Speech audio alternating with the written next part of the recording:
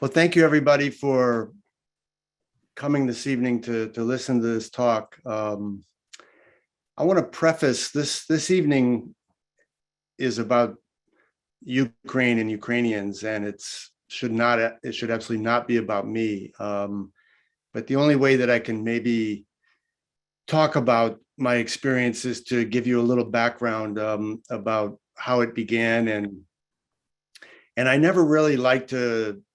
I don't like to talk about theory. I actually don't like to talk about photography very much. I'm much more interested in talking about the life that I photograph. And this dynamic of what has been happening in Ukraine is, I'm 66 years old. I've now been covering world news for close to 50 years. Um, this I don't even really like to call this a story because it's almost without precedent. So it's not like anything else in many ways. This is of a magnitude that the world is witnessing right now, of something that possibly none of us have ever lived in our lifetimes. We're about as close to a third world war as anyone in our lifetimes has ever been. But most importantly, let's talk about my experience and Ukraine and Ukrainians. So I I live in Paris. I keep a small flat in New York, and I happened to be in New York when the Russian invasion began. Prior to that, many mornings over coffee in Paris, I go to I go to the Cafe Fleur most mornings during the week, and it's a cafe where there are lots of well-known journalists, lots of intellectuals, people that are fairly knowledgeable, and there was a lot of discussion about what might happen with Ukraine, and what struck me was that everyone around me prior to the Russian invasion of Ukraine was saying this was never going to happen. And I kept saying to people, and I didn't say it in any kind of strident way, but I kept saying, I think it is going to happen. And there were some, I will say, and again, nothing I'm going to say tonight, I hope will ever come off as being pretentious or braggartly. I have no time for that, but I've always had a pretty good nose for news. And little by little, as I picked up on the fact that the Russians had amassed 190,000 soldiers on the border with Ukraine, that already was a cue that was quite important. But there were two or three cues that really were indications to me that I thought this was going to happen. When I learned that the Russians had moved a lot of quantities of blood to the frontier, that was a really important cue to me. The other cue that I think was really important was on the Saturday before the invasion, and this didn't get a lot of recognition. A journalist had asked Biden if he thought Zelensky should leave Ukraine, and to my great surprise, Biden's response, if I had heard it correctly, and I believe I did, was, "Well, if it was me, I would leave." And I thought, wow, this is incredible. If Biden is actually suggesting that the president of Ukraine leave the country, then they really know something, that and they're not bluffing. And I also had a sense just from a long experience that, and you can agree or disagree with me, but in general, democratic presidents and regimes don't bluff when it comes to world news. The Republicans often do, but the Democrats don't. And I really believed what I was hearing when Blinken was talking about an invasion being imminent. So in any case, it happened that I was in New York on a trip, and the invasion began. And I'm now 66 years old, and a few things that I'm not particularly proud of, but it's just the reality. In the last 5 years, I've literally had 2 knee replacements. I had a hip replacement. I'm doing great. They were the best gifts I could have ever offered myself, and I get around really well. I actually walk really fast, but I don't run much anymore. And I had a really serious accident about 8 months ago where I tore a quadricep tendon above my right knee. And I was actually worried I might never walk again. And I had surgery, and I was immobilized for 3 months. And quite fortunately, I had a wonderful surgeon, and everything has turned out really well.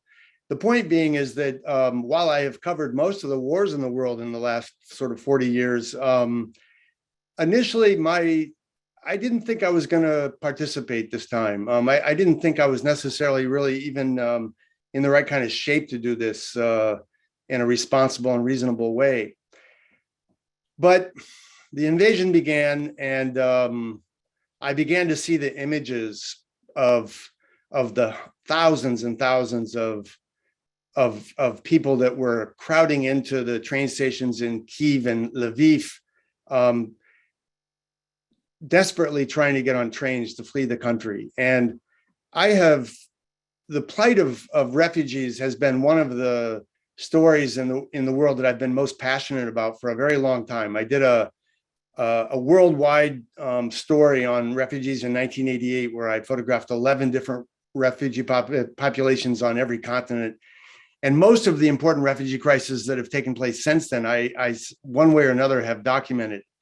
And as I began to see these images, something happened that has happened sort of my whole life as a photojournalist. And that is that whatever my mind was telling me, every cell in my body was telling me that I had to make a move and I had to go to Ukraine. And I will say that covering war is and has never been reasonable. It is never a reasonable decision to decide to leave home and to get on a plane to go to a war zone.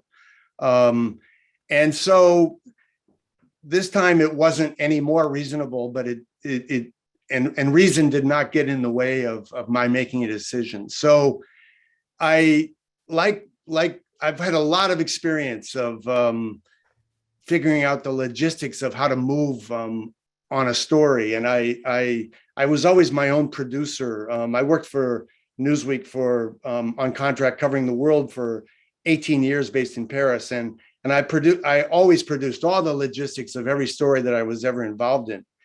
So I learned quite quickly that that there's a border town in Poland, Przemysl, that was the most important point on the Polish border where Ukrainians were arriving by train and by foot at another nearby border post. And I learned quite quickly that there was a direct flight from Paris to Krakow, Poland, and then one could take a train to this border town. And my initial thought was that whether I went into Ukraine or not, that the scene on the border was going to be already really important to document. So I moved very quickly, and I flew from New York to Paris and landed in Paris. And the next morning, I flew to Krakow.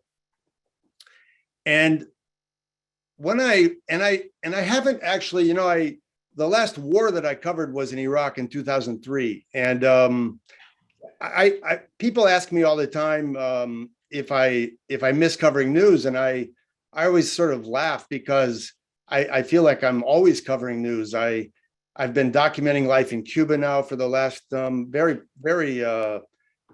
frequently for the last 10 years. I walked every day from the very first day of the lockdown in New York. I walked the streets of New York and Paris covering the what I thought of at the time was a world war with a virus with COVID. And I made a book called A New York Paris Visual Diary, The Human Face of COVID-19. So I feel like and the photographs that I make of daily life every day, I photograph now more than ever before. But the reality is I have not covered a war for several years. So in any case, I got on a plane, I flew to Krakow, and when I landed in Krakow, what really struck me was that already immediately at the Krakow airport in Poland, everywhere I looked, there was a Ukrainian refugee. Ukrainians were everywhere. And I boarded a train to this border town, Przemysl, and almost everyone on my train was Ukrainian, going back towards the border to either go back into Ukraine or to try to meet relatives that were coming out. I'm going to stop here. I have a lot I'd like to tell you tonight. But right now I would like to I'd like to show you some photographs. I'm also going to tell you that I'm not ashamed to say that I will cry tonight. One cannot imagine the human suffering that is taking place right now.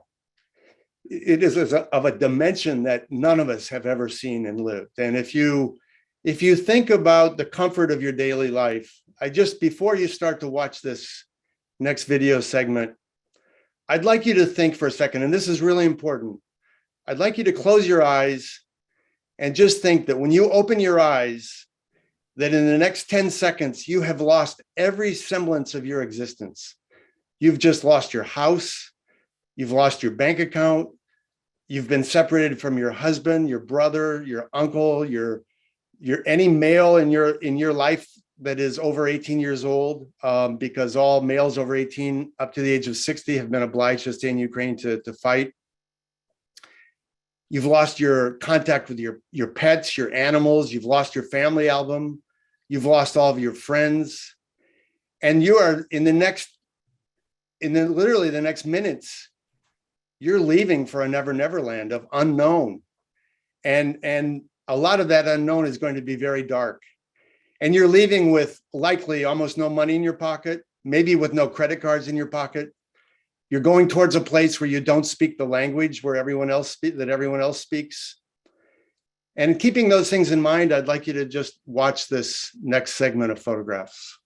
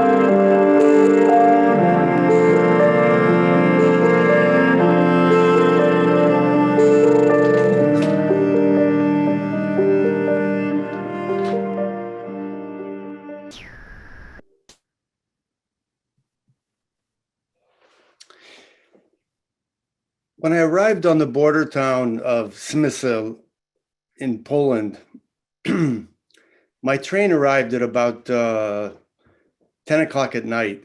And someone had actually told me that the access to scenes at the train station was going to be quite difficult. And when I got off the train at 10 o'clock at night in this border town, there was another train that was literally right across the tracks.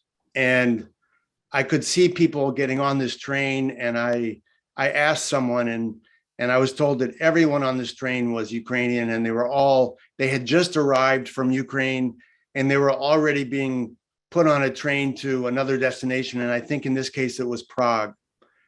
And I began to photograph immediately. I had a backpack on my back, and I went from window to window in the dark, and I looked into people's eyes. I like to work close to people. I've always found that I'm very interested in emotion, the essential emotion of life, and I've always found that people express emotion with their eyes. So I like to be close. I work with a 35 millimeter lens and one camera, and so I worked immediately on arrival for probably about 2 hours. And immediately I began to see expressions in people's eyes that were different than what I had seen before I had come. I saw these stares, what we call in war the 1,000-yard stare, where people look in the distance without focus because their life has just been turned upside down. And I began to see gestures that I had seen in refugee camps and with refugees all over the world. And that is that when you've lost everything every material possession that you have in life, when you've lost every semblance of existence that people have a really strong need to hold on to each other, to be close to each other, to hold on to the people that they love.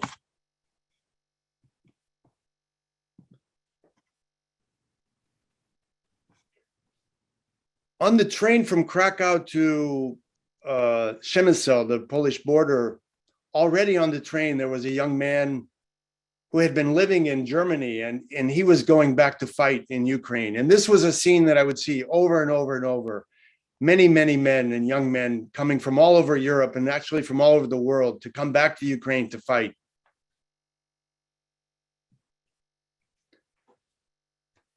That evening, when I looked into the windows of the train, I came across this woman looking out of the train window at me, and what I saw was sheer terror.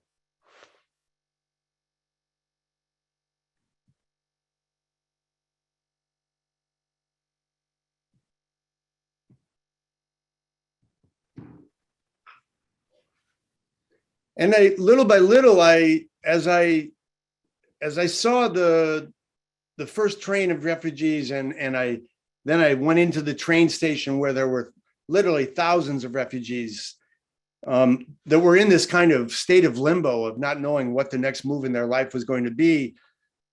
I also very quickly noticed that the very vast majority of Ukrainian refugees were women and children.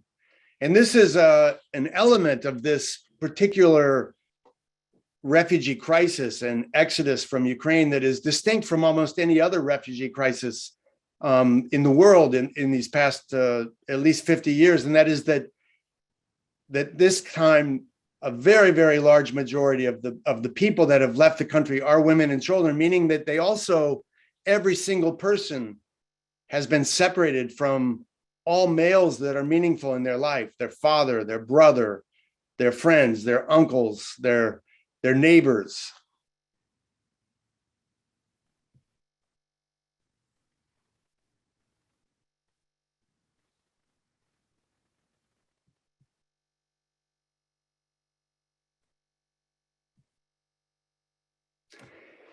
When I arrived on the Polish border, I didn't know if I was going to go into Ukraine or not.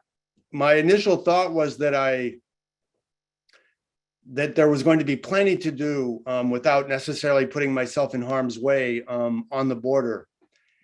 But it didn't take long for the pull, and it wasn't a pull towards war or danger. It was a pull towards humanity. And I was aware of the scenes at the Lviv airport with just this total frenetic pandemonium of thousands and thousands of people trying to get on trains, pushing to get the last spot in a train car. And I felt a need to go and document this and to be and I felt a little bit like the work I did during COVID. No one ever wants to get hurt. And I've always been very careful. I've always tried to use my instincts. I've worked in a lot of war zones. I've worked in Afghanistan, Iraq, Bosnia, Kosovo, Chechnya, Rwanda, Somalia, Haiti, South Africa, and other war zones. And I've never gotten off on adrenaline. That has absolutely never been my motivation to photograph war. What has motivated me was to try to be a part of communicating the life of my brothers and sisters around the world during my lifetime. And so I do have this sense that I'm 66 years old. I want to live a long life, but there is a part of me that feels like if anybody should be doing this kind of work, I should be doing it. I've had a lot of experience. I'm not young. And so I made a decision that the next day I was going to take a train. I learned that there were trains, the same trains that were bringing refugees out of Ukraine were going back into Lviv, most of the time almost empty. Before I get to that next phase of my documentation, I just want to underline, it is unbelievable the generosity of the Polish people in this crisis. They have now received over 2 million refugees. And I have never, maybe in my lifetime, seen more gestures. Many of you probably that are from New York recall after 9/11, the beautiful humanity of New Yorkers towards each other after 9/11. Well, I saw on a really large scale on the Polish border similar kinds of gestures, maybe even greater, because we're not talking now about brothers and sisters from the same country, from the same city. We're talking about people that were receiving open-armed and doing in the nicest way whatever they could to help everyone involved, policemen, firemen, medics, nurses, doctors, students, local citizens.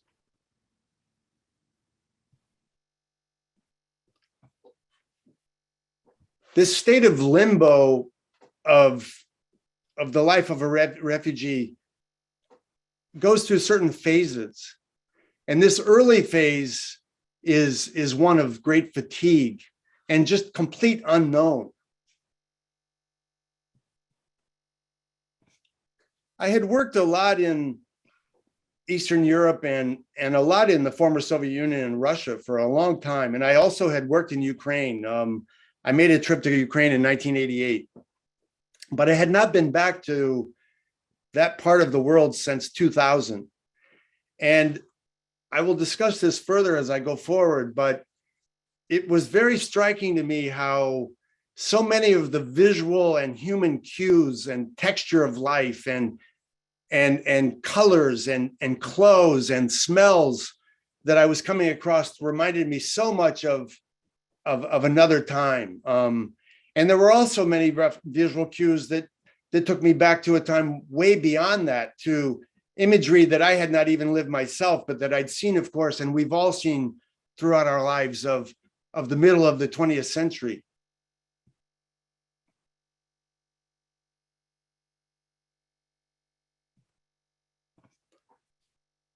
The following day, I made a decision to go into Ukraine. So, and the process was, someone asked me earlier, what do they do to help you get into Ukraine? And I've kind of laughed because there is no they. And no one is there to help you do anything.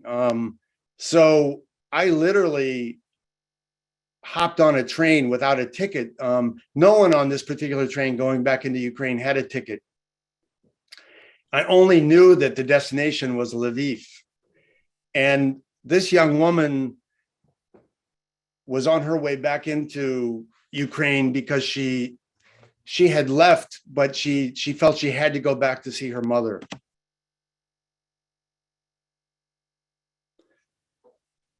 Another male coming from another part of Europe to go back and fight.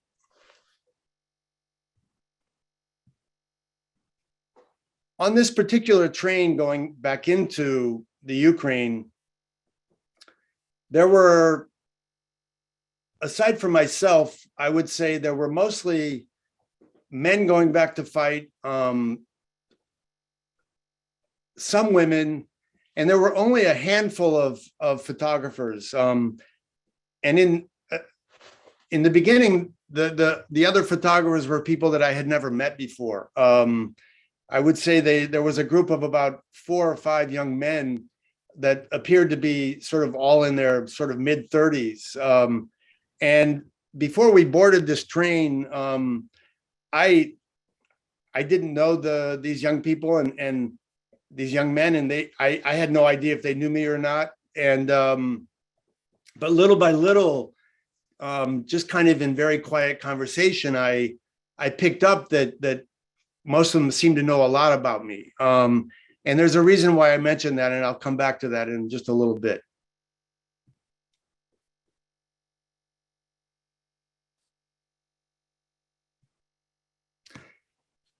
When the train arrived at the Ukrainian border, the train stopped, and it was a fairly imposing scene. There was a large number of Ukrainian soldiers that came on the train, and there were also border customs inspectors, and they came to everyone on the train and asked for our passports. And across the tracks again was another train stopped at this border, but going in exactly the opposite direction, completely full of Ukrainian refugees on their way out of the country.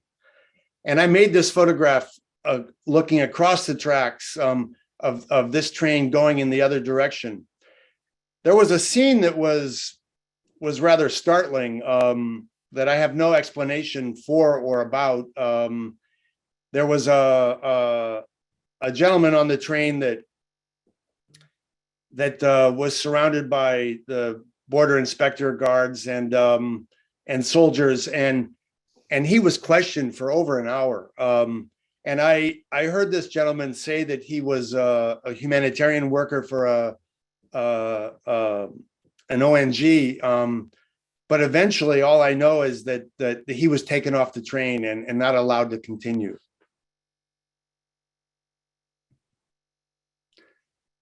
So I mentioned the young men, the other photographers on the train, and you know, it's, first of all, it's never a good idea to work alone in a war zone. And I was alone, and so I was actually quite pleased to encounter some. And it's in these kinds of situations, friendships develop very quickly, and bonds develop very quickly, and you pick up really quickly. You have a sense of instinct of whether people are the kind of people you feel like you want to be around and you can trust. And these guys all seemed like guys that were really likable and that were nice to be around. And I was really happy to be with them. And as the train kind of moved forward into Ukraine, everybody was really quiet. We didn't know what we were throwing our lives at. And one of the young men, named Matthew, suddenly turned and he said, Peter, could you tell me, how do you make sense of moments where there's such a magnitude of people and action? How do you make sense of that kind of chaos? And I really appreciated that he was asking me that question. And I said, I really appreciate your question. And I said, let me think about this for a minute. And I thought, and then I said, I tend to always try to look for a moment of emotion in the midst of chaos. And I try to express clarity by finding sort of singular emotion and singular stories in the midst of a lot of movement and a lot of people. And after answering that question, we were all sort of quiet, and I could tell that everyone was nervous. And as we got closer to Lviv, I began to think a little bit about when I was really touched by these young guys. It just happened that they were all guys. There are so many wonderful women photographers right now working in Ukraine. It's incredible the number of incredibly brave, courageous women that are making some of the strongest photographs right now. Names like Lindsay Addario, Heidi Levine, Paula Bronstein, Carol Guzzi, and many, many other women that are doing wonderful work. It just happens that on this train, there were about 5 young guys, and they touched me. I thought, they reminded me of myself when I was their age, with a lot of hunger and passion. And somehow I was worried for them. I was worried for me, but I was worried for them. Most of them told me they were going into the country for about a month. And at one point before we got to Lviv, I just said, because I picked up that most of them sort of knew a lot about me. And I thought I could say something that maybe nobody else would have said to them. I said, I want you guys to know something. Every time I go into a war zone, I'm really scared.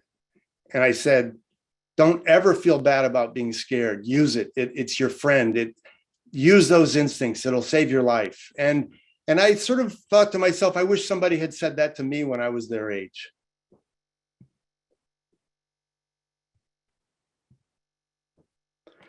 So the scene at the Lviv train station, all we have to do is look at this moment, and it takes us back to moments that we saw of imagery all throughout our life of mid 20th century history. And this was taking place in 2022, and it's still taking place every day.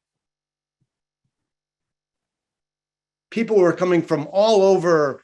I spent most of the next 3 days at the Lviv train station.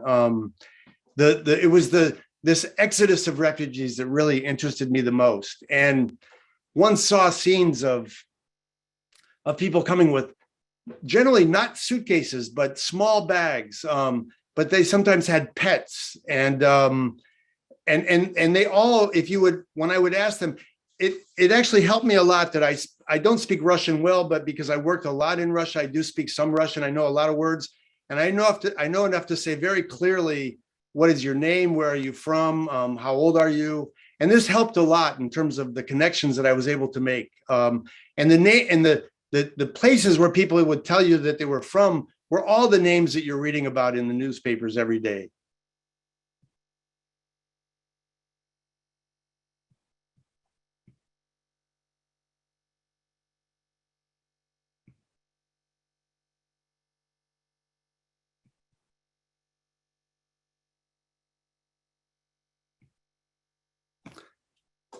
So after working for close to 2.5 days in Lviv, I decided I saw these trains being just packed with refugees, overflowing. There wasn't an inch of space available in the train cars. And I decided that I wanted to take a train out again to Poland, and I wanted to document what this scene looked like, this moment of transition from leaving Ukraine to another country. And so I boarded a train at the Lviv train station. And just before boarding, I saw this gentleman, Vitaly, 48 years old, and he was staring endlessly into the window of a train car, looking at his daughter, Valeria, and his wife, Lelina.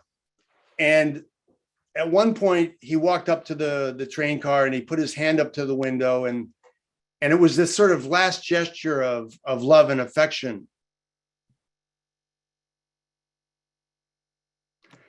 But the next part was what no one could ever expect. So I stood and I watched this scene of this father who was going to stay behind to fight, and whose wife and daughter that he, of course, loved tremendously was leaving. And as they looked at each other and stared at each other, you know, we have this need and this desire that sort of every moment has a sort of beginning, middle, and end, and a kind of a grand finale. And I sort of was expecting that there was going to be this last moment of this goodbye. And then all of a sudden, with literally no warning, the train just left. It just took off. And it was like air coming out of a balloon. You couldn't get it back. And I saw Vitali's face, just his own eyes were shocked and surprised. And I realized this was the last moment that they know, that the only thing that they know about themselves, and they have no idea when they will ever see each other again, and what their destiny will be from this moment forward. This scene was repeated many times, of family members saying goodbye to their loved ones.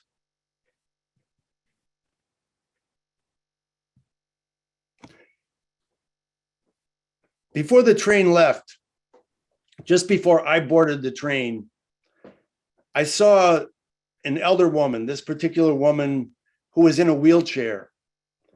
And as she was sitting in the wheelchair, I said to myself, my own mom passed away 2 years ago at the age of 92. My mom was an invalid at the end of her life, but she was surrounded by a lot of love, but she couldn't walk.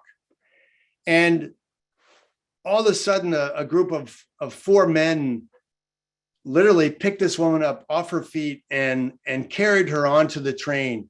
And as her eyes looked up at the sky, I imagined my own mother, and I thought, my God, what would it be like at the age of 92 or in your late 80s or early 90s, and to be so alone and so dependent, and to have no idea what the next moment in your life is going to be like, and to be going towards a country with a language that you don't speak, and a knowledge that probably you're going to die somewhere that is not your homeland.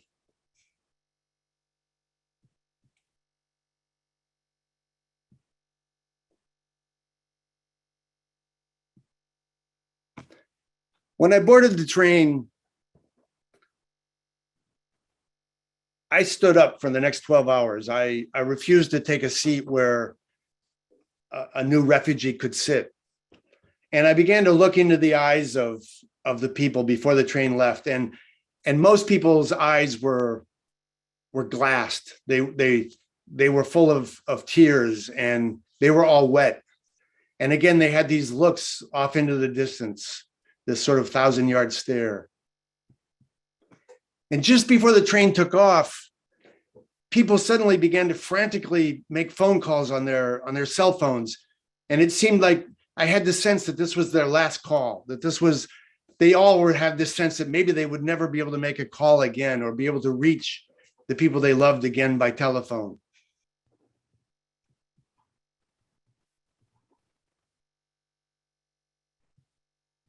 As you can see, the train car that I was in, I have no idea how many people were in this car, but there was no place to even move, let alone sit or stand. I stood at the end of the car for 12 hours.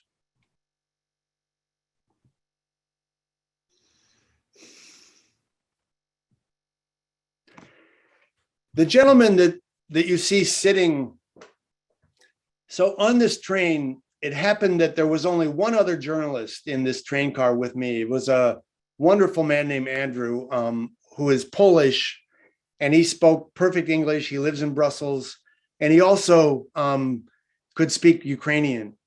And Andrew stood near me, and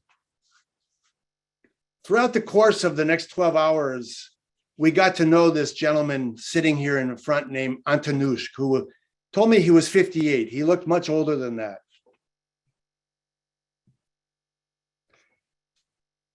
As the train headed towards Poland, as I looked into this boxcar, there was one woman that had this endless stare, and she was always looking in my direction.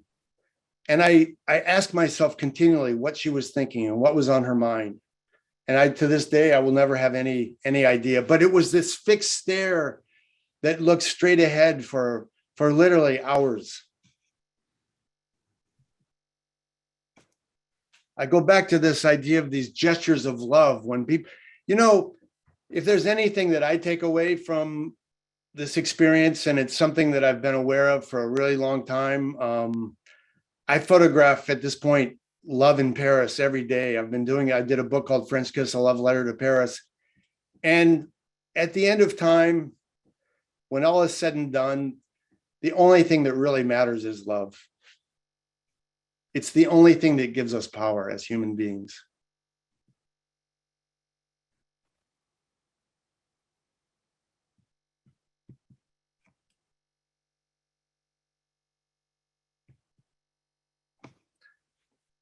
I thought of this experience, how it varied depending on people's ages. I talked about an elder woman being carried onto a train who would probably know that she was going to die in another country that was not her homeland. And then there were scenes, of course, of very, very young children who don't have life's experience yet to understand what this moment might mean. And I saw these scenes of people looking off into the countryside, full of curiosity, but also melancholy.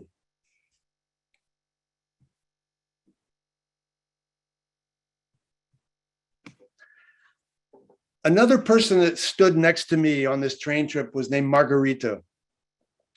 Margarita comes from a city called Busha, which is just north of Kiev, which has been involved in very, very heavy bombing. She showed me a photograph on her iPhone of her residential building that had been completely destroyed. She worked as a hairdresser and her husband was left behind. I asked Margarita, she could speak fairly good English, and I asked her, where are you going? Where are you going? And she looked at me like I was crazy, and she lifted her hands up in the air and she said with this question mark, Europe. And she said, there's no one on this train car that don't have a plan. And her grammar wasn't correct, but it was really clear what she was telling me.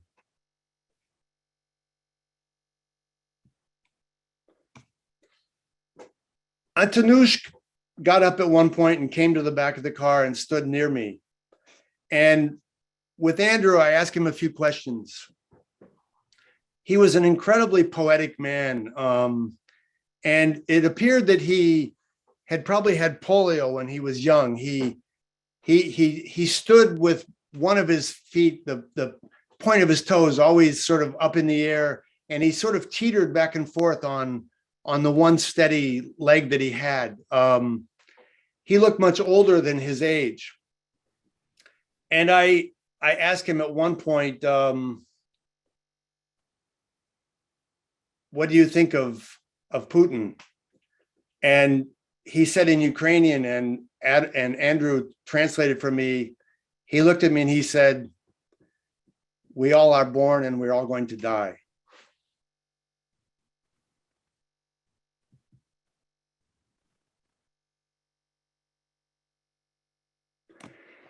He also said to me, I asked him what his experience had been like up until that moment. And he told me that he couldn't sleep at night because of the bombs that were being dropped and the shelling. And he said he only could find moments to sleep during the daytime until he left.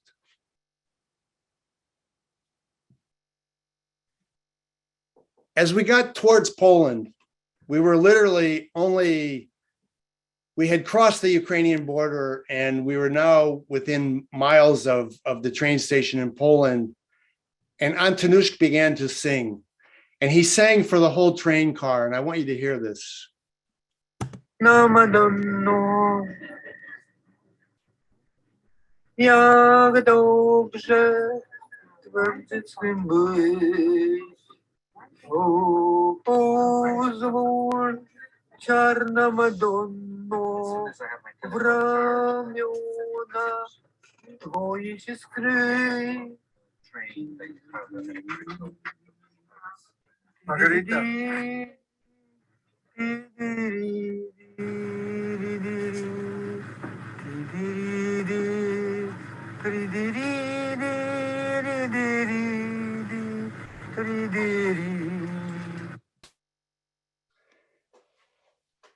After singing, Antonushka stopped for a second. He was a strong guy. At one point, he had really big, strong hands, and he threw a punch in my direction, and it scared me.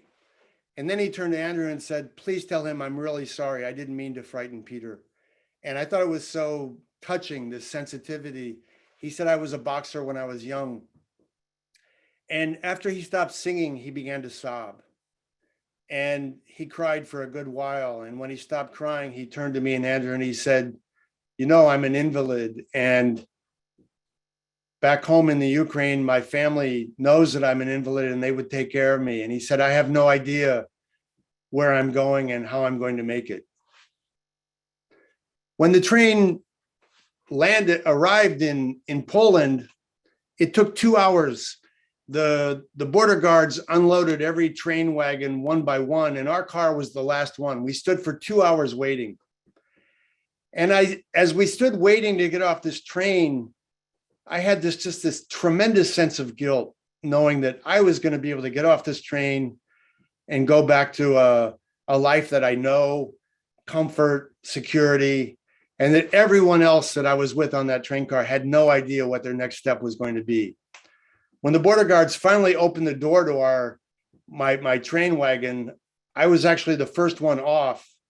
And I stepped down the steps onto the train track and I walked about 20 yards and I turned back to see 4 Polish border guards carrying Antonushka and putting him into a wheelchair. And that is the last that I know of anything about Antonushka and what has happened to him. I got an email the next day from Andrew telling me that he had heard from Margarita and that she was on her way already to Dresden, Germany. And it was really important for me to know that, to at least have that sense of finality. I then spent a day photographing on the border again in Poland at a border crossing, people that were walking across the border from Ukraine.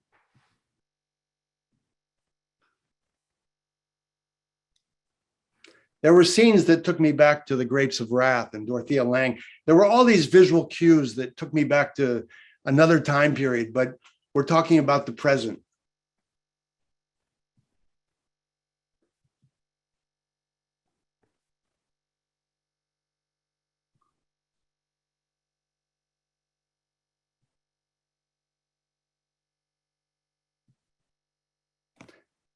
I came across this young baby by itself outside this tent.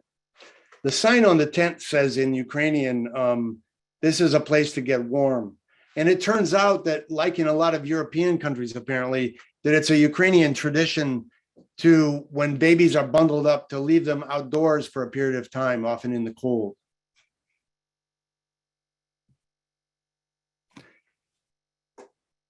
There's a warehouse that is very near the Polish border called Tesco. And I went to this warehouse and it's an unbelievable scene. It would be anyone that's ever gone to a Walmart or a Walgreens, it would be probably about 4 times that large.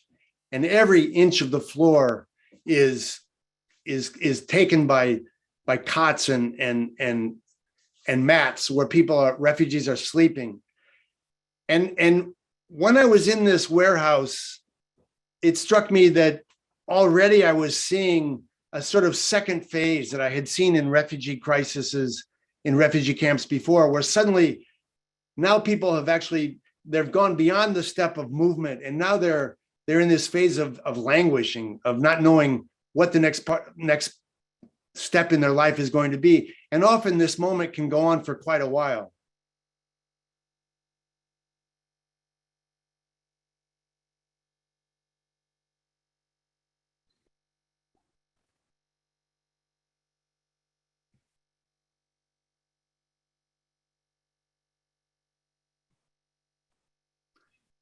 So I'd like to finish. I'm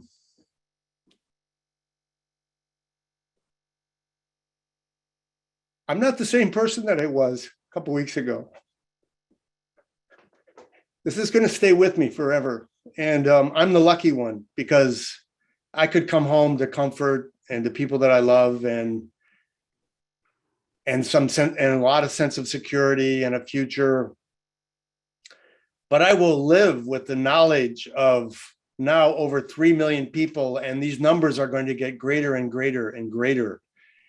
People are now talking about the possibility of there eventually being 7 to 10 million people that will leave Ukraine. And I didn't expect, as none of us expected, that COVID would take over our lives 2.5 years ago. This was something that was just unfathomable for me, that in our world of technology, that we could be so vulnerable. And I certainly did not expect that in any way or form that a geopolitical invasion that would impact so many innocent people could ever take place and literally change our world. And I would be lying if I didn't tell you that I feel really destabilized. I'm an optimist. I find a lot of good in people. And throughout my life, in the midst of seeing a lot of hardship, often it has been the gestures of decency and kindness and goodness that have stayed with me the longest.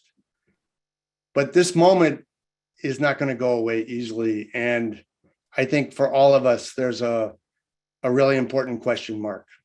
And I don't feel like I've done much, but I have done what my life prepared me to do, which was to go and make photographs of this moment. And I likely will go back at some time in the near future. Thank you very much.